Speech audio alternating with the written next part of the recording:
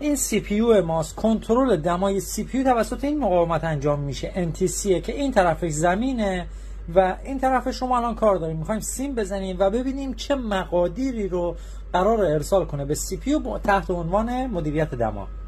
ببینید الان ما مولتیمترمون وصل به همین مقاومته و ohmش رو میگیری، میبینی که یه ohمی رو داره بهت نشون میده. خب ولتاژ که میای بگیری، ولتاژ قرار نیست که بخواد این داشته باشه، اما ohm رو میذاری، عدد ohm رو داره بهت نشون میده. حالا یه ذره هم گرمش میکنیم که ببینی داره کار میکنه یا نه. ببین بلافاصله که من گرما میدم مقاومتم داره کم میشه و میاد پایین، قشنگ اومد پایین مقاومتم. خب اوکی.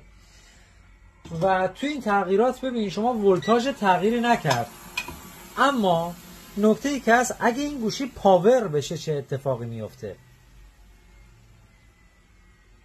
من الان گوشی رو پاور کردم.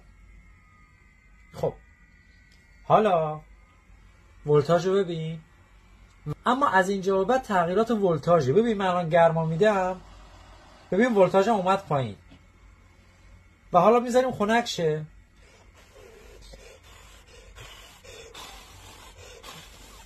ببین ولتاژم رفت بالا.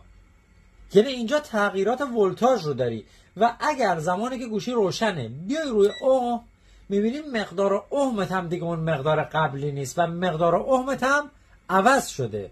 حالا با همین مقدار اوم دوباره من یه گرماش میدم، اوم داره میاد پایین.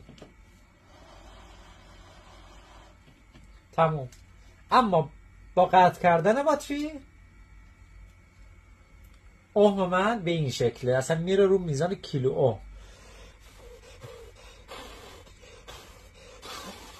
ببینید مقاومت NTC شما اینه، درسته که این داره کار میکنه، اما باید حواستون باشه که دمایی که سی پی یو میخواد احساس بکنه از تقسیم مقاومتی این دوتا مقاومت به دست میاد. یعنی یه سر به ولتاژ، یه سر به زمین وصله و از وسط این دوتا مقاومت یه ولتاژی تقسیم میشه که بر اساس اینکه این NTC کم یا زیاد بشه این ولتاژ هم کم و زیاد میشه.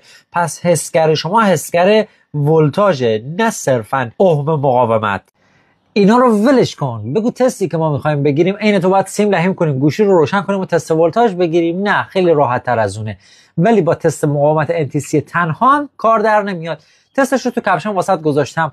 اگه پیج فالو نکردی که این نکات دست در بره، کلا سرت رفته. و آپدیت درست حسابی هم اگه خواستی، هایلایت دوره همکاران رو فراموش نکنی.